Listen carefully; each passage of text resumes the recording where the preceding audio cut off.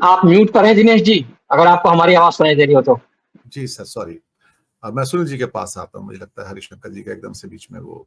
खैर, बिहार की बात कर रहे थे तो बिहार के ऊपर मैंने एक स्पेशलाइज प्रोग्राम किया, अभी थोड़ी देर में दूसरे एक चैनल पे आने जा रहा है, न्यूज लॉन्चर के ऊपर। बिहार में पिछले 3 चुनाव को जब मैंने डिस्कस किया, उसमें एनालाइज किया, तो एक उसका निष्कर्ष ये था कि राष्ट्रीय जनता दल अपने वोट को 20-22% से ऊपर नहीं बढ़ा पाया इन तीनों चुनाव में। 20-22% से आप सीटें नहीं जीत सकते। अखिलेश ने वो बैरियर तोड़ा और इस बार 33.7% वोट लिए और कांग्रेस के 10% के साथ मिलकर वो करीब 44% वोट हुआ और बीजेपी 41% पे आया। लेकिन बिहार के अंदर जो वोट गैप था बीजेपी के गठबंधन का और कांग्रेस आरजेडी के गठबंधन का, वो हमेशा 8 और 10% का गैप रहा, उसको ये कभी मीट नहीं कर पाए। मैंने उसके अंदर ये भी कहा था कि बिहार के अंदर महंगाई की बात मोदी ने नहीं की, बेरोजगारी की बात मोदी ने नहीं की, सामाजिक न्याय की बात मोदी ने नहीं की, जातिगत जनगणना की बात मोदी ने नहीं की। पिछले 3 चुनावों के अंदर बिहार बीजेपी के गठबंधन का सबसे बड़ा गढ़ था। हर बार 40 में से 30 से ऊपर सीटें आई। पहली बार उसकी 31 आई थी, दूसरी बार 39 आई थी, इस बार फिर 30 आई है, यानी कि 75% का स्ट्राइक रेट रहा है। और लोग कहते रहे कि बिहार उनके लिए कमजोर है, लेकिन तीनों चुनाव के अंदर 14, 19 और 24 के अंदर बिहार ने प्रूव किया कि वो लोकसभा के अंदर बीजेपी का गढ़ है। जो एक स्ट्रेटोस्फीयर के अंदर अखिलेश पहुंच गए 33.7% की वोटों की औसत से, वो तेजस्वी नहीं कर पाए और वो 20-22 की रेंज को तोड़ नहीं पाए, वो एमवाई के कॉम्बिनेशन से बाहर नहीं निकल पाए। जहां कांग्रेस ने बेहतर किया, 9 में से 3 सीटें जीती, वहीं ये ऑलमोस्ट 23 सीटों में लेके 4 सीटें। 2019 में उनके 2014 में 4 सीटें थी, 2019 में 0 सीट थी और अब 4 सीटें हैं। मुझे कई बार महसूस होता है, ब्लंट शब्द है, तेजस्वी अच्छा है, काम कर रहा है, लेकिन ओवर हाइप्ड पर्सनैलिटी है, ओवर हाइप्ड, एक लिमिटेड पर्सनैलिटी है, वो उससे बाहर नहीं निकल पाए, अपने वोट बैंक को उस जगह पर नहीं ले जा पाए जहां जरूरत थी। तो Bihar was a easy target for BJP कि उन्होंने इन सब मुद्दों की बात ना करके भी फिर भी अपना वोट बैंक सुरक्षित रखा और सीटें जीत कर ले गए। और ये महंगाई, बेरोजगारी और नौकरी की बात करते रह गए। शायद बिहार की जनता वो सुनना नहीं चाहती थी जो ये कह रहे थे, क्योंकि मोदी जी कुछ और बात कर रहे थे, हालांकि कुछ विशेष भी था और कुछ और लोग जो थे वो कुछ और वादे कर रहे थे। और पिछले 3 चुनाव से बिहार इनको फेवर कर रहा है, उसको एक बार स्टडी कर लेते कि वो कौन से पॉइंट थे कि why Bihar is voting for BJP. कारण क्या है, 40 से ऊपर, 40 में 30 से ऊपर सीटें दे क्यों रहा है, वो किसी ने स्टडी नहीं किया और ये 20% के स्टेटोस्फीयर को ब्रेक नहीं कर पाए।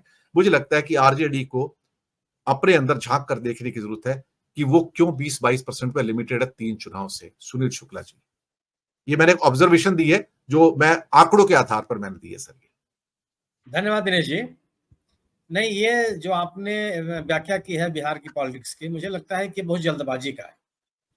पिछले विधानसभा के चुनाव में आरजेडी ने अपनी ताकत बढ़ाई है। सर मैंने लोकसभा के स्पेसिफिकेशन दिया, मैंने विधानसभा की बात नहीं की। मैं लोकसभा की बात कर रहा हूं आपसे। लोकसभा में अगर 2019 का चुनाव अगर आप याद कीजिए, 40 में से 39 सीटें बीजेपी गठबंधन ने जीता था।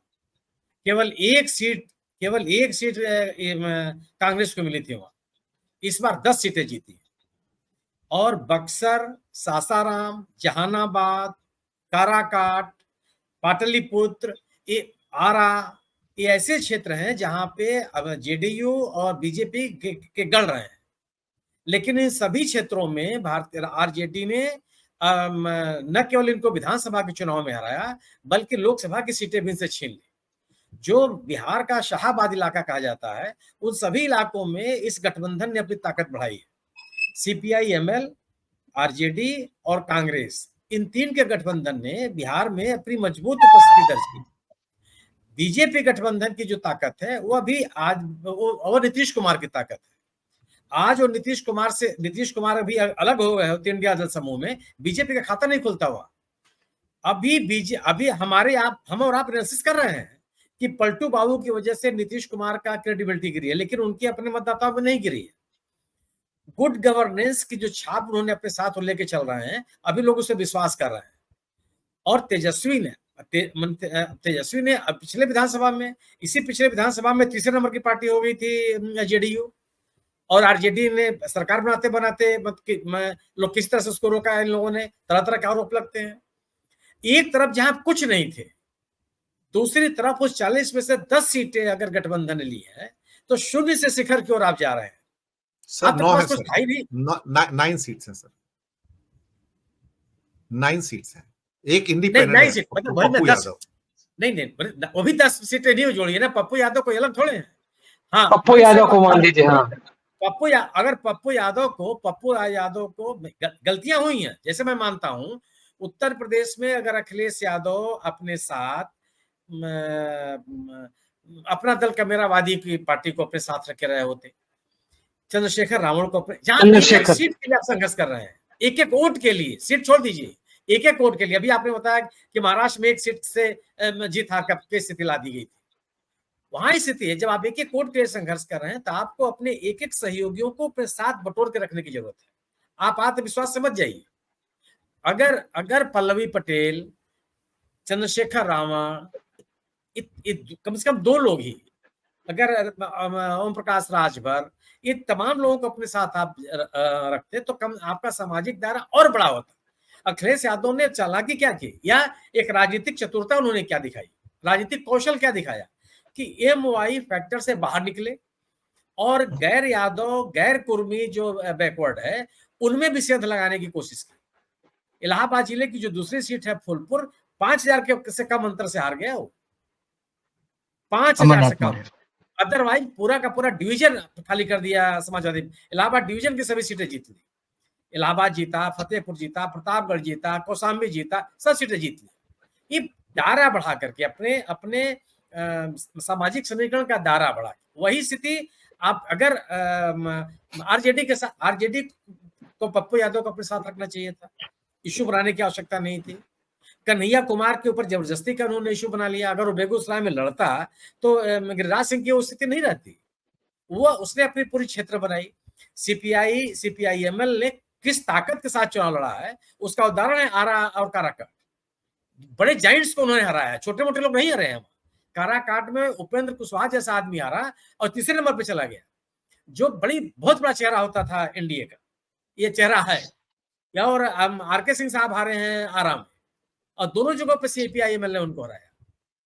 और सीमित साधनों के साथ अपने आप ये निष्कर्ष निकाल लेना कि उनका जनाधार नहीं बढ़ रहा है, ये जल्दबाजी का मुझे लगता है कि टिप्पणी है। आरजेडी ने, हाँ निश्चित रूप से अभी अखिलेश यादव की ताकत क्यों बढ़ गई, पिछड़ों का कोई बड़ा नेता अखिलेश यादव के सामने नहीं खड़ा है, कोई चुनौती उनको नहीं दे रहा। अभी लालू यादव और तेजस्वी यादव के सामने नीतीश कुमार जैसा बड़ा चेहरा है, और नीतीश कुमार के सामने गुड गवर्नेंस का विशेषण है, गैर जाति राजनीति करने का विशेषण है, भ्रष्टाचार को रोकने का विशेषण है, अल्पसंख्यकों के साथ खड़े होने का विशेषण है। ये तमाम चीजें भी उनके साथ लगी हुई हैं। आप वो उनको खारिज अभी नहीं हुए है। इसलिए अगर जो स्थिति अखिलेश यादव की है, अगर कोई बड़ा नेता, पिछड़े वर्ग का नेता अभी उत्तर प्रदेश में होता तो चीजें बढ़ जाती, यहां भी बढ़ जाती, लेकिन कोई चेहरा नहीं है। वहां पे 2 नेता हैं जो पिछड़ों की राजनीति कर रहे हैं या सामाजिक सशक्तिकरण की राजनीति कर रहे हैं। और अभी भी नीतीश कुमार जी की विश्वसनीयता खत्म नहीं, अभी भी नीतीश जी ने 3 सीटें हार गए अपनी, 3 उनके वर्तमान सांसद आ रहे हैं। ये सामान्य बात थोड़े है। लेकिन हाँ ठीक है, जीत होती है, हार होती है, लेकिन आरजेडी, सीपीआईएमएल, कांग्रेस गठबंधन को खारिज कर देना, मतलब आपके पास ये मुझे लगता है कि उनके साथ अन्याय है। इन लोगों ने अपनी ताकत, आप झारखंड को देखिए यार, झारखंड में 1 सीट थी जेएमएम के पास, जेएम के साथ कोई नहीं थी, कांग्रेस के पास थी। वो मधु कोड़ा की सीट हार गए ये लोग, गीता कोड़ा वहां चुनाव हार गई, वहां पे कांग्रेस ने जीत दर्ज किया। दुमका सीट उनसे वापस छीन लिया। मैंने हजारीबाग जहां बीजेपी वहां भी जीत गई, लेकिन एक मजबूत टक्कर दी। सवाल इस बात का है कि आप आप लड़ किससे रहे हैं, आपकी कितनी ताकत है। ताकत केवल कार्यकर्ताओं की नहीं है, संसाधन आगे पास कितने हैं। और जहां भी लड़ाई दिखाई पड़ी है, कम से कम लोगों ने संगठित होकर के अपने सीमित संसाधनों के साथ अपनी ताकत को समेट करके लड़ाई लड़ी है। रिजल्ट के ही आधार पर निर्णय नहीं कर दिया जाना चाहिए कि आप खारिज हो गए या आप बचे रह गए। अगर अगर हरियाणा में 50% सीट कांग्रेस लेके चली गई तो क्या मतलब ये हुआ कि कांग्रेस कुछ नहीं है? अरे आपको आधा कर दिया। और मेरा अपना मानना है, आपने हरि जोशी से पूछा था कि अब आगे क्या उत्तर प्रदेश में, उस समय उनका कनेक्शन कट गया। उनकी तरफ से मैं आपको जवाब दे रहा हूं कि अगला विधानसभा बीजेपी हार रही है उत्तर प्रदेश में। अभी जो रिजल्ट आए, अभी जो एनालिसिस हो रहा है, लगभग 200 विधानसभा क्षेत्रों में समाजवादी पार्टी लीड दर्ज की है। मतलब आप ये जानिए कि कई संसदीय क्षेत्र हैं, कई, जिसमें बलिया भी शामिल है, जिसमें इलाहाबाद भी शामिल है, जिसमें कौशाम्बी भी शामिल है।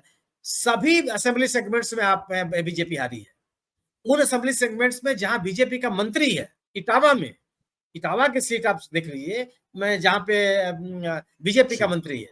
सवाल इन्हें कि जिस तरीके से गठबंधन ने या गैर बीजेपी नेताओं ने या संगठनों ने अपनी ताकत बढ़ा रही है और लोगों में असंतोष हो रहा है।